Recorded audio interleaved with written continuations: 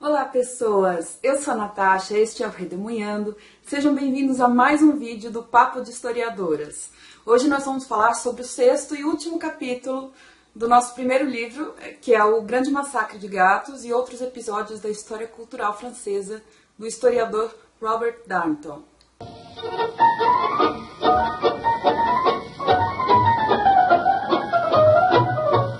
Bom, vocês já sabem o que está acontecendo. Esse é um projeto que eu faço junto com a Lari, a Cris e a Kelly. Todos os contatos delas estão lá embaixo. A ideia é ler algumas obras clássicas da historiografia e trazer um pouquinho para vocês e divulgar um pouquinho como é que se escreve história, né? Já tem 6 outros vídeos aqui no canal, recomendo que comecem pelo vídeo de apresentação, mas eu vou deixar para vocês aí a playlist inteira, com todos os capítulos sobre os quais eu já falei. E hoje o sexto capítulo chama-se Os Leitores Respondem a Rousseau, a fabricação de sensibilidade romântica. Então nesse capítulo a gente vai falar basicamente sobre leitura, como é que os leitores do século XVIII faziam na França, e sobre o Rousseau. Ele vai inaugurar uma nova maneira de ler, e é super interessante e tem tudo a ver com o Booktube, vocês vão ver. O Darnton parte do seguinte conceito, de que a leitura ela é diferente para cada povo e para cada época também. Porque a leitura não é simplesmente uma habilidade. Vou ler um trechinho aqui para vocês. A leitura não é meramente uma habilidade, é uma ativa elaboração de significados dentro de um sistema de comunicação. Entender como os franceses liam os livros no século XVIII é entender como pensavam, ou seja, como pensavam aqueles, entre eles, que podiam participar da transmissão do pensamento por meio dos símbolos impressos. Lembra que nem todo mundo nessa época era alfabetizado, portanto, ele está querendo dizer que quem compartilha da mesma cultura e quem tem essa cultura letrada, compartilhava também uma série de símbolos. E adivinhe, como nós não podemos questionar diretamente o leitor do século XVIII, vamos partir para o documento. Os documentos aqui vão nos dar pistas sobre como é que essas pessoas pensavam, como é que elas liam. O documento é uma compilação de 47 cartas de um comerciante chamado Jean Rançon, ou Ransom, não sei, mas deve ser Rançon, de La Rochelle, entre 1774 e 1785. Essas cartas foram todas escritas para uma editora suíça de livros chamada Société Typographique de Neuchâtel, STN, e você já sabe que o Darnton ele pega documentos inusitados, né? Então o que contém essas 47 cartas que chamaram a atenção do nosso historiador? As cartas do Rançon se destacam em meio a 50 mil papéis dessa editora, porque elas apresentam não apenas um caráter comercial, mas também um caráter pessoal. O Rançon escrevia essas cartas para encomendar livros, só que ao mesmo tempo ele acabava contando coisas da vida dele, da rotina da província dele, do seu casamento, coisas assim. Estabelecido o nosso tema, que é a leitura, e estabelecido o nosso documento, que são as 47 cartas do Rançon para a editora, a gente tem 3 perguntas fundamentais para responder. A primeira e a mais curta é: o que esse Rançon lia? Que tipo de livros? Não é possível reconstituir toda a biblioteca dele, porque, obviamente, ele fazia encomendas também para outras editoras, não só para a STN. Porém, ele pede 59 títulos para essa editora, então dá para a gente ter uma ideia, pelo menos, dos gostos pessoais ali. Seus principais interesses se dividem em 4 gêneros. O primeiro é literatura infantil e pedagogia, provavelmente destinava-se aos seus filhos. 1/3 das encomendas são obras desse tipo. O segundo é religião. O Rançon ele é muito protestante, assim, ele é um protestante muito fervoroso, muito devoto. Então ele sempre procurava versões da Bíblia, versões de salmos e versões de sermões. A terceira categoria que ele gostava bastante era história, viagens e não ficção geral. Entre esses livros estavam também a enciclopédia, sobre a qual a gente já falou em outro vídeo, no vídeo passado, se eu não me engano, o que já é bastante interessante, porque ele é muito religioso e ainda assim lê a enciclopédia. Se vocês forem olhar lá o vídeo, a enciclopédia ela quebra um paradigma religioso muito forte, por isso que ela é considerada revolucionária, entre aspas. E a quarta categoria que ele gosta são as belas letras. São os livros de ficção, desde clássicos, como Cervantes, até alguns contemporâneos da época. Porém, entre essas ficções todas, destacam-se a de um autor, que é o Jean-Jacques Rousseau. O Ranson é muito fã do Rousseau. Então, estabelecido o que ele lia, vamos para a segunda pergunta, que é como o Ranson lia, como ele fazia suas leituras. Primeiro, uma coisa que eu preciso citar aqui, ele discute muito nas cartas o aspecto físico dos livros, que é uma coisa que a gente faz aqui no Booktube. Por exemplo, ele se preocupava muito com a qualidade do papel, da edição, da encadernação, da tipografia, porque existiam versões muito vagabundas. E o Darnton conta que se você levar em conta as outras cartas que essa editora STN recebia, essa era uma preocupação comum entre os livreiros, de adquirir livros de boa qualidade, ou pelo menos de uma qualidade que não fosse tão baixa, porque tinha algumas tipografias que imprimiam livros totalmente sem critério e sem cuidado. Olha que lindeza esse trecho onde ele fala como são feitos os livros no século XVIII. Esta consciência tipográfica desapareceu agora que os livros são produzidos em massa para uma audiência maciça. No século XVIII eram feitos à mão. Cada folha de papel era produzida individualmente com um procedimento esmerado e diferia de todas as outras folhas do mesmo volume. Cada letra, palavra e linha era composta segundo uma arte que dava ao artesão uma possibilidade de exprimir sua individualidade. Os livros em si eram individualizados, cada exemplar tendo suas características próprias. O leitor do antigo regime aproximava-se deles com cuidado, porque prestava atenção ao material da literatura, bem como à sua mensagem. Manuseava o papel para avaliar seu peso, transparência e elasticidade. Existia todo um vocabulário para descrever as qualidades estéticas do papel, que usualmente representava pelo menos metade dos custos de fabricação de um livro antes do século XIX. Observaria o desenho do tipo, examinaria os espaços, conferiria o registro, apreciaria a diagramação e verificaria a regularidade da impressão. Provaria um livro da maneira como poderíamos provar um copo de vinho, porque olhava para as impressões no papel e não apenas através delas, buscaria o significado. E, quando estivesse inteiramente de posse do livro, em todos os seus aspectos materiais, se instalaria para lê-lo.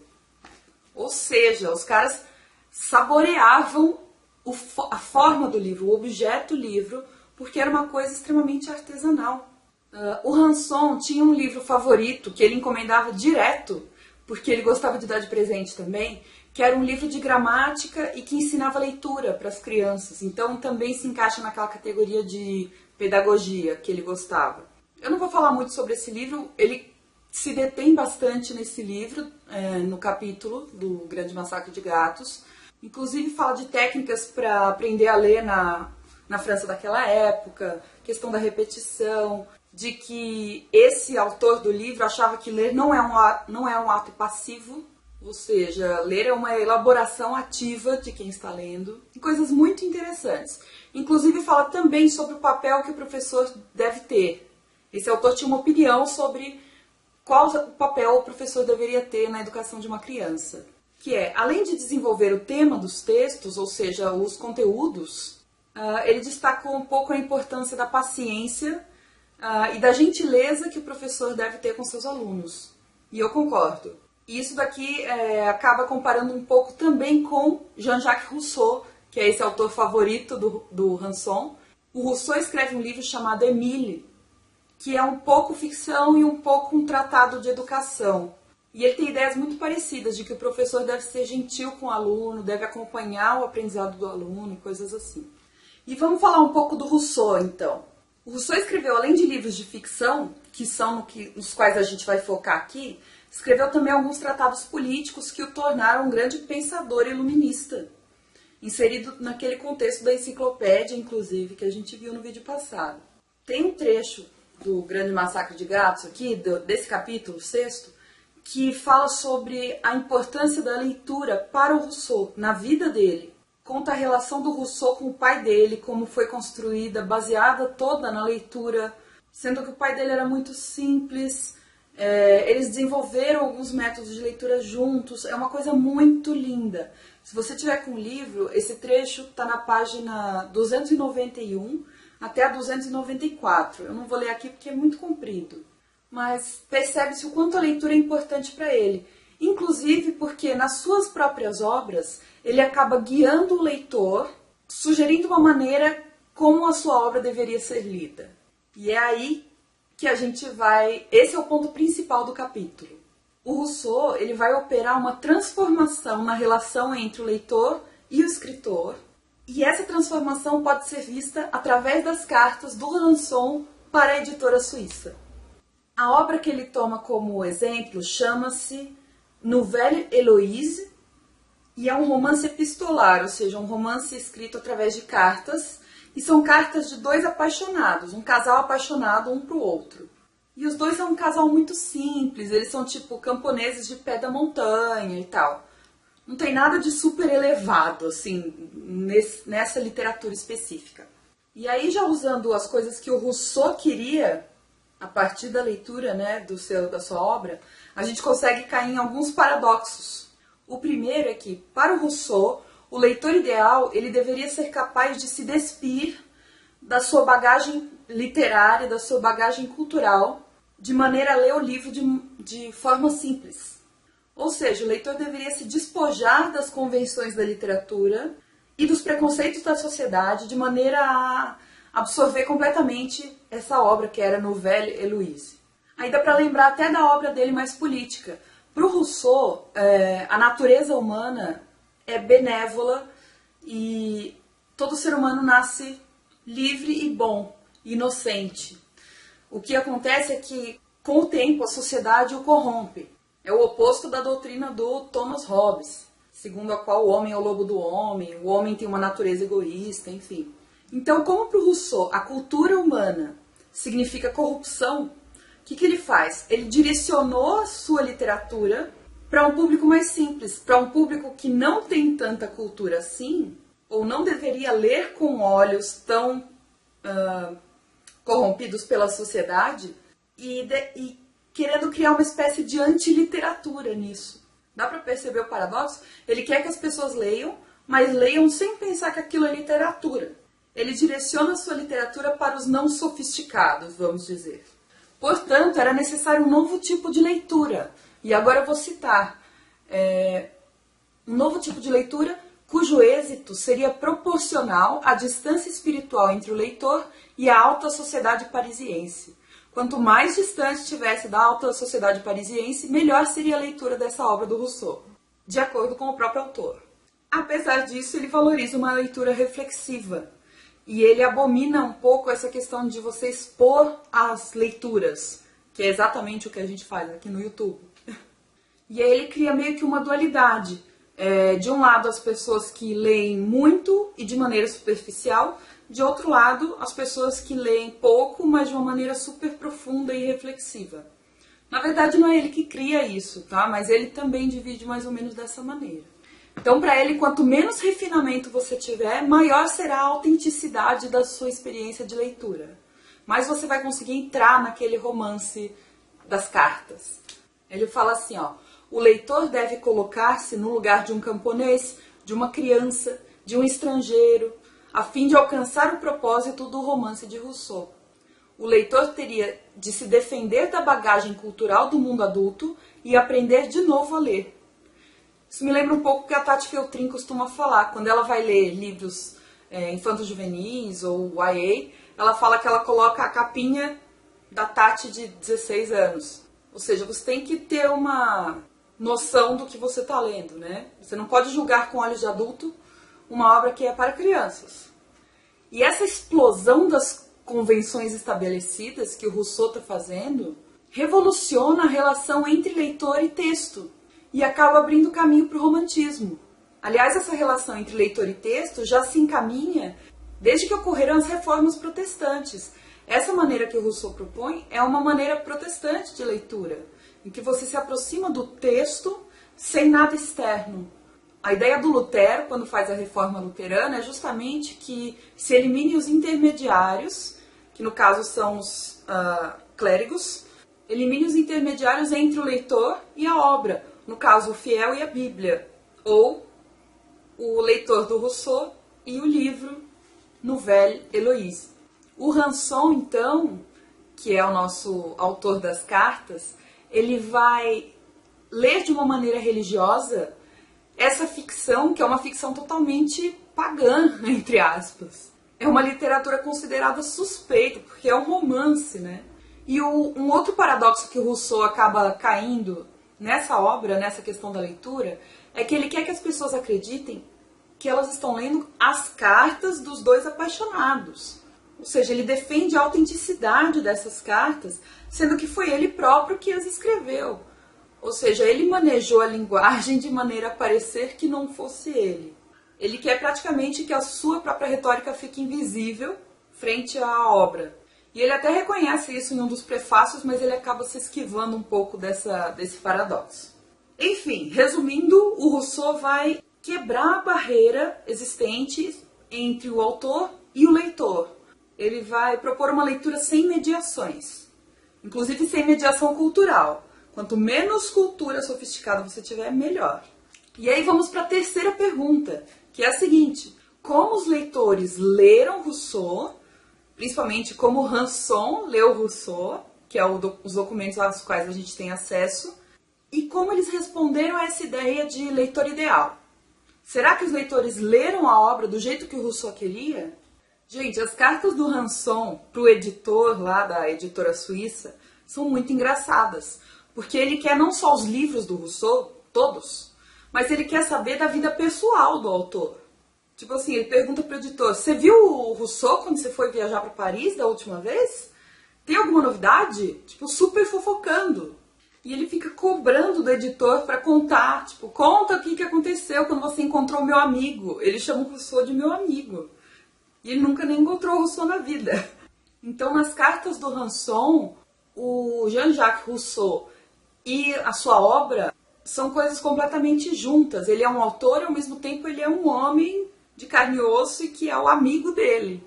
E no meio da carta também, como eu falei, o Ranson acaba contando um pouco da sua própria vida pessoal. Seu casamento, ele tem um filho, e o seu primeiro filho ele batiza de Émile, que é o nome da obra do Rousseau, que na época era uma coisa muito inusitada, porque costumava se repetir nomes que tinha na família, né? Ele rompe essa tradição para colocar o nome do Émile, da obra, no seu filho. E ele é tão fã que ele começa a aplicar as técnicas que o Rousseau propõe no Émile com os seus próprios filhos. Ele usa a pedagogia que o Rousseau propõe, que é esse desejo de supervisionar a educação por parte dos pais, que antes não era um interesse tão grande. Isso que eu estou falando para vocês, dele acabar usando o Rousseau em outras partes da vida dele, que não só a parte literária. Vou ler um trechinho aqui, ó. Mostram como o rousseauísmo penetrou no mundo cotidiano de um burguês nada excepcional e como o ajudou a entender as coisas que mais importavam na existência: amor, casamento, paternidade, os grandes eventos de uma pequena vida e o material de que a vida era feita em toda parte na França. Então o Rousseau acaba penetrando no cotidiano das pessoas através das suas obras, porque os seus leitores utilizam aquilo que eles leem no Rousseau para as suas próprias vidas. O Darnton diz aqui que hoje a gente ler como Ranson lia as obras do Rousseau seria bastante impossível, porque pelo menos essa Nouvelle Héloïse parece que era uma obra assim gigante, de 6 volumes grandes.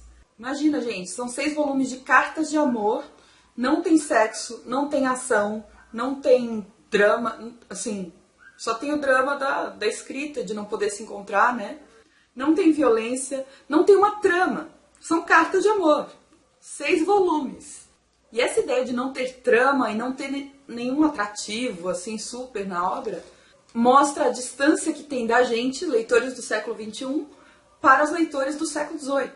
Porque essa obra, Nouvelle Héloïse, foi o best-seller da época. Provavelmente o maior best-seller do século XVIII. E aí o Darnton apresenta um outro tipo de documento, que são as cartas que os leitores mandavam para o Rousseau, contando as suas experiências de leitura. E, gente, vocês têm que ver. Eu vou ler para vocês as reações. É verdade que os homens de letras mais sofisticados, defensores obstinados da correção, como Voltaire e Grimm, achavam o estilo sobrecarregado e o assunto desagradável. Mas esse não é o leitor que interessa ao Rousseau, né? Mas os leitores comuns de todos os escalões da sociedade perderam a cabeça. Choravam, sufocavam, vociferavam, examinavam em profundidade as suas vidas e decidiam viver melhor. Depois aliviavam o coração com lágrimas.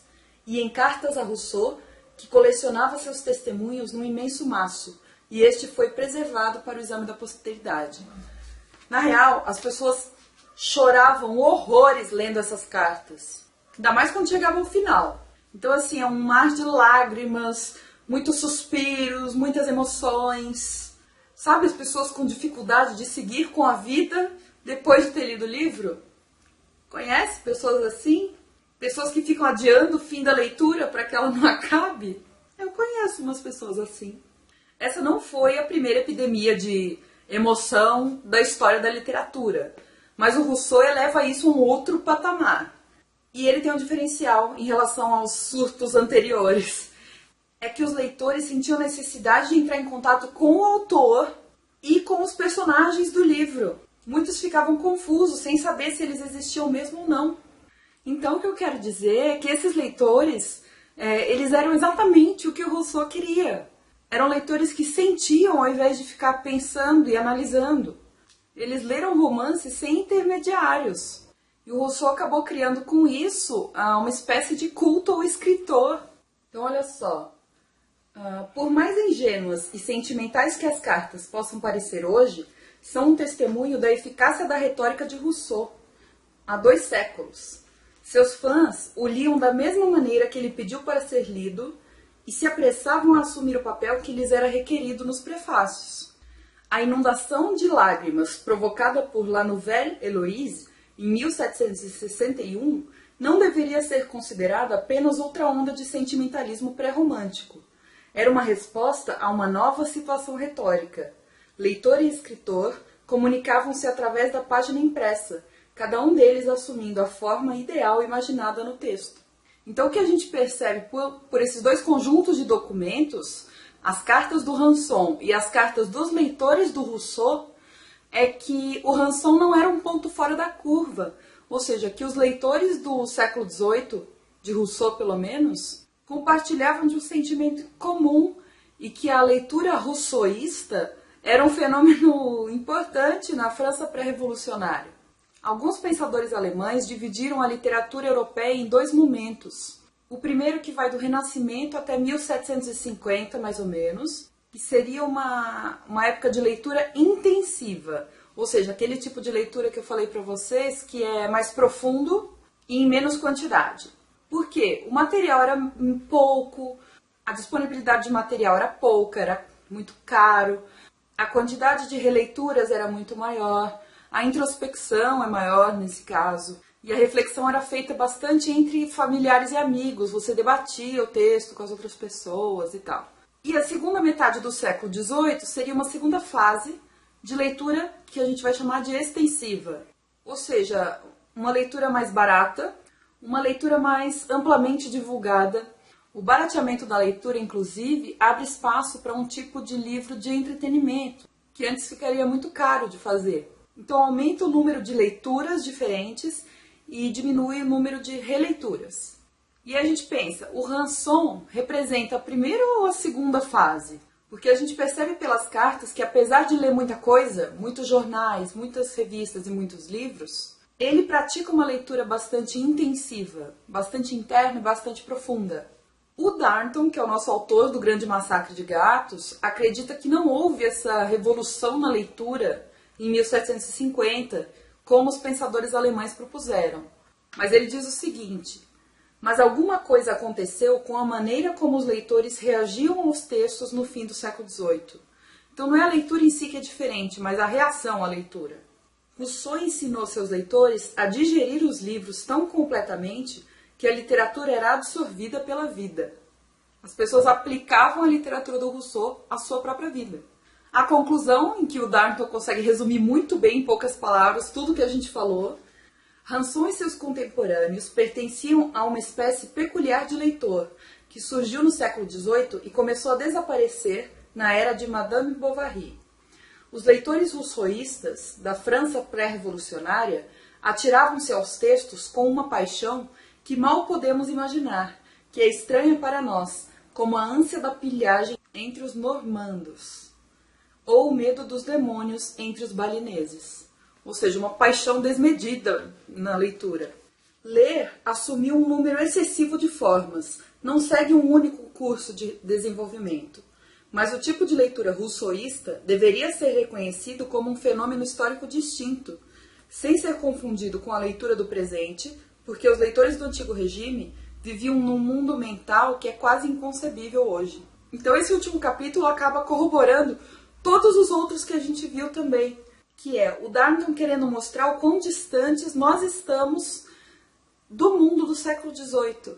Existem semelhanças, mas as diferenças são tão abismais, porque todo o nosso universo mental mudou, os nossos significados, as nossas simbologias. E esse livro é genial demais. Eu vou fazer um vídeo de conclusão desse livro, porque ainda tem até um pequeno apêndice ali no final. E para fazer um resumão mesmo.